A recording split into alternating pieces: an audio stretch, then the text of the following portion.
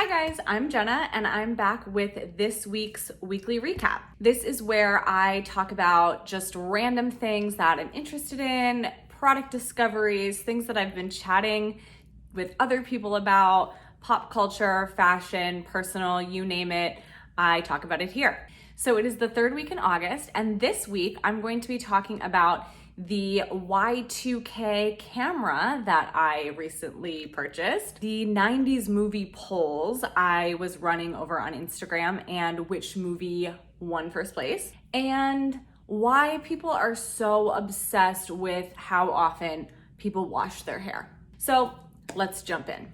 First on the list is this Polaroid iZone camera. I don't know if you guys remember these, but if you are an elder millennial, you probably had one of these or at least knew someone who had one of these around 2000 or 2001. I personally had one. This is not the one that I had, but I was absolutely obsessed with this thing. It's this long, skinny kind of film, and the pictures are teeny tiny, almost the size of like a stamp, which is also an ancient analogy because nobody uses the mail anymore. But anyway, they had a sticker on the back, so you could stick them to your notebooks, your folders, your locker. People stuck them inside their car who were a little bit older. People stuck them on their mirrors, and I had them everywhere. Polaroid discontinued this sometime in the early 2000s. I don't really know. The last I remember using it is probably around 2001, but I found one on Poshmark, and it was absurdly cheap. It was actually $5. So I thought, why not? So I bought it. Now the thing is, this is super fun and I wish that I could use it, but of course, because the camera is discontinued, the film is also discontinued. So I was able to find some film also absurdly cheap on the internet, but because it's discontinued, this film is extremely expired. It actually expired in 2003. So I knew it wasn't gonna work, but just for nostalgia's sake, I wanted to try it. So I did buy it. I'm definitely gonna be using this as a video prop, and I wish I still had my original one. I don't even remember what color it was. They came in all sorts of colors. I remember one of my friends had a silver one. There was kind of like a periwinkle shimmery blue one. And then there were also the clear plastic colorful ones, just like every other piece of technology came around that time. I remember there was like a lime green kind of clear plastic one that was really cool. Even though the film is expired and therefore the picture doesn't actually develop, I am going to show you how to use it because the actual camera does work. It's very simple to use. You just turn it on and there's a little indication at the top of where you're taking the photo. So there's a little house, there's a sun, and then there's the sun with the clouds. So we're inside, so we're going to turn it to the little house. And then you have to wait for this light to turn on. Once the light turns on, it's kind of like an orangey color. Then you just snap your photo. For some reason, it turns off every single time you use it, but then you pull the picture out of the bottom. So this is what they looked like. If you had one of these, you instantly remember when you see this like weird long film, and they always had this designs on the sides. And then if the film wasn't 19 years expired, the picture would develop right here, and they're very, very small, but they were fun. And the back was a sticker. So I think technically you were supposed to cut all of this off, but for some reason we didn't. We just left it like this, and I had these stuck all over inside my locker. So Polaroid, I would really, really appreciate if you would reissue the iZone camera, or at least bring the film back, because this thing was really fun. And I know there's the Instax, but it's just not the same. Number two, going back in time from Y2K to the 90s, over on my Instagram page, every week I do a feature on Friday called Friday Questions. And I put up a question box and I ask the audience a question, and then I share the responses. And one of the most popular ones that I ever did was, what was your favorite movie of the 90s? The 90s had the best movies ever. If you just Google movies from the 90s, your mind will be blown at how many great movies there were. And it's really, really hard to pick your favorite. I decided to make it into a bracket to determine our collective favorite movie of the 1990s. So for the past 5 days, we have been eliminating and voting every single day to determine the number one movie. And today we learned the winner. First of all, it was really, really hard for me to choose just the 16 initial matchups because there were just so many great movies, and there's so many different genres that had great movies in the 90s. I feel like the 90s was like peak time for teen movies. We had Never Been Kissed, we had 10 Things I Hate About You. We had Can't Hardly Wait.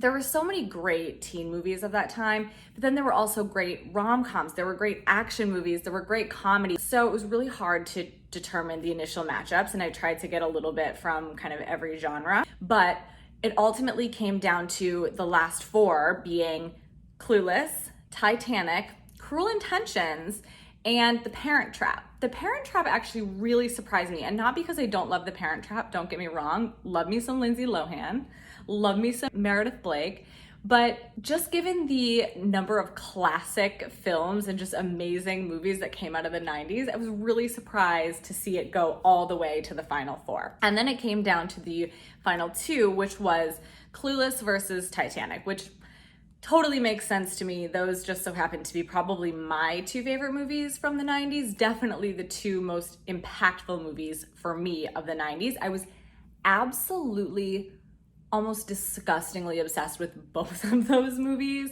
Clueless came out in 1995. I was, I think, in third grade, and I made it my entire personality, even though I didn't understand most of it. But I was totally obsessed with it, and to this day, I still know every single line of the movie. It's just amazing.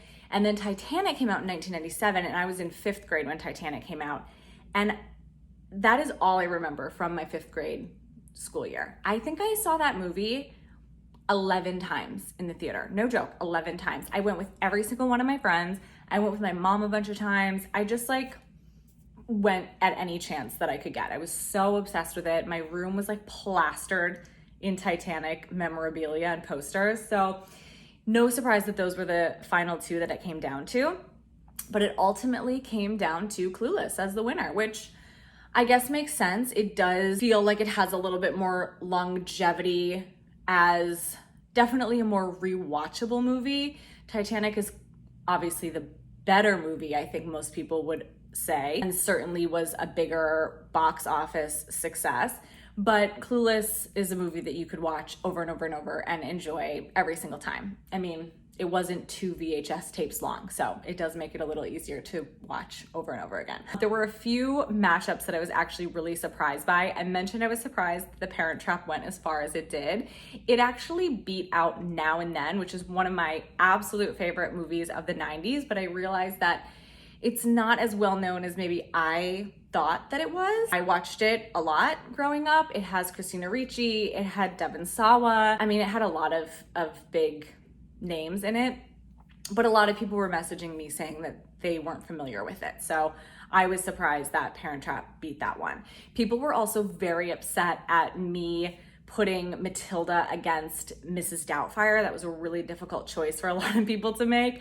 And they were also upset that I put The Craft against Scream. That was a tough choice for people. So I was surprised at some of the winners. American Pie actually beat out Billy Madison, which hurt my heart a little bit. Billy Madison's such a great, hilarious movie, I think, but the people have spoken. So let me know what your favorite movie of the 90s was. And then number 3, totally shifting gears, but I have to talk about this because this has been a major conversation that I've been having with people randomly for the past couple of weeks. So for some reason, I mentioned somewhere that I wash my hair every single day, and people kind of lost their minds over this.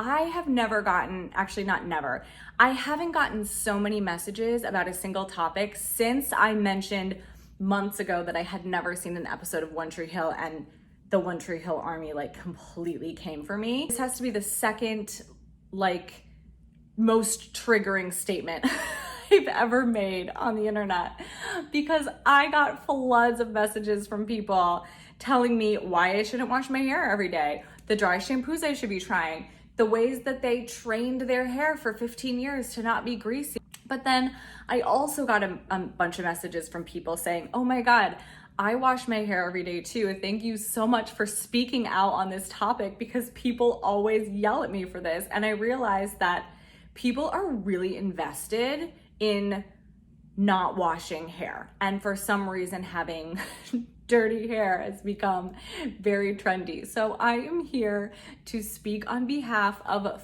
fine-haired people everywhere. We have to wash every day.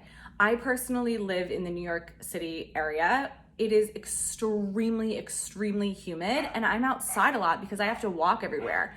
I can't not wash my hair every day and look like a human. So I just want to say, if you have fine hair and you need to shampoo every day, it's okay. There are others out there like you. Not everybody swears by dry shampoo. And if you don't wash your hair every day, good for you, but leave me alone. The fine-haired people don't want to hear about it anymore. I don't know why this is such a divisive topic, but I kid you not when I say that I've never gotten so many messages in my life. It was wild. Other than that, I haven't really been watching much TV. I don't have any cool pop culture things to report on. I watched a little bit of the Netflix series, The Most Hated Man on the Internet, which, if you are unfamiliar, it is about a man who started a website which basically published inappropriate photos of women with the intention really to embarrass them.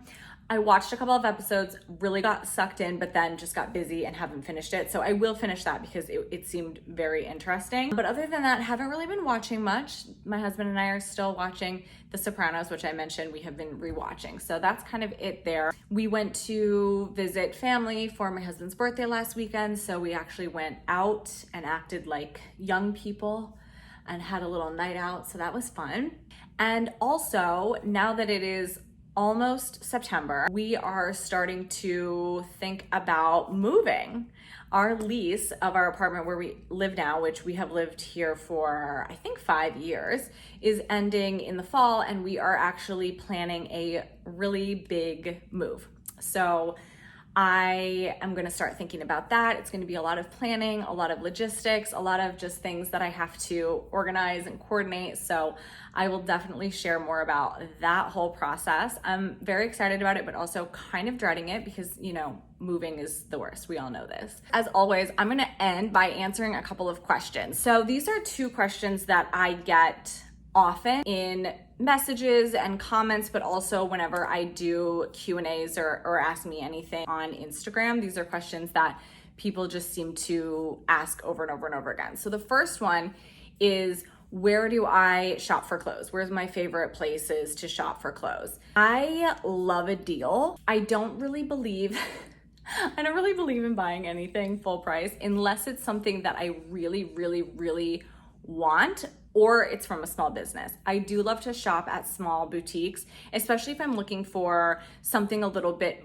more unique or dressy, like if I'm going to an event or a party or maybe a wedding. I like to go to a small boutique because they just have things that are a little bit more unique. So if I'm wearing something to a special event, I want it to be something that you can't get just like anywhere. I used to buy a lot of things like that at stores like H&M and Zara, and then I would go out, you know, to an event or something in New York City, and like half the place is wearing the same outfit, which there's nothing wrong with it, but it kind of takes the fun out of it. So I do really, really love to shop at small boutiques, both online, but also ones that are more local to my area. But for basics, I really love Abercrombie. They have had a phenomenal rebrand, but I've been shopping there for jeans especially almost exclusively since about 2017. I actually kind of rediscovered them in the summer of 2017 when I randomly walked in there in a mall. I don't remember why I went in, but I tried on a pair of shorts that happened to be on sale and they fit amazing. And ever since then, I have almost exclusively bought denim from Abercrombie. So I buy all my jeans there, I buy all my shorts there, denim skirts, even denim jackets. They have amazing, amazing denim, and I love the way their jeans fit. I have one pair that I wear literally on repeat, and they are the ultra high rise ankle straight leg style. I have it in 3 colors, and every single time I wear it, everybody asks me where the jeans are from. So file that away. Ultra high rise ankle straight leg. You won't be disappointed. And I also really like Abercrombie for basic things. They have great bodysuits. They have great kind of basic tank tops. Even their athletic wear, bralettes and things like that are really, really great. I also love Zara and Aritzia for basics. And Zara, of course, is great for trendier items as well. And then I like to just kind of pick up what I can pick up on sale at different places. So for example, the shirt I'm wearing right now is from a local boutique in New Jersey. I like to shop at places like H&M sometimes, even like Forever 21, even though I'm far from 21.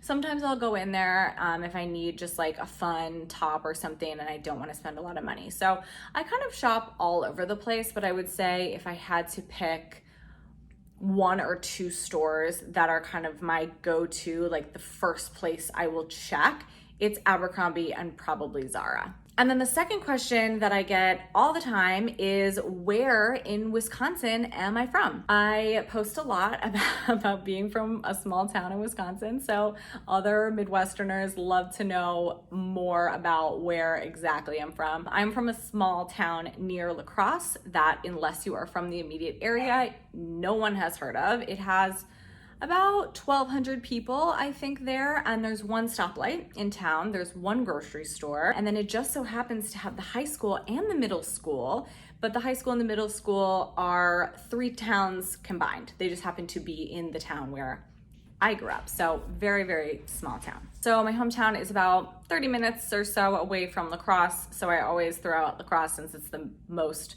recognizable city nearest there. And then I actually went to college in La Crosse at University of Wisconsin-La Crosse for my first year and a half or so, and then I moved to Texas and finished my undergrad and grad degrees at the University of North Texas and lived in Denton, and then moved up here.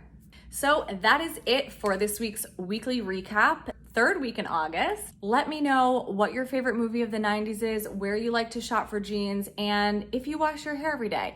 And I'll be back next week with more random stuff.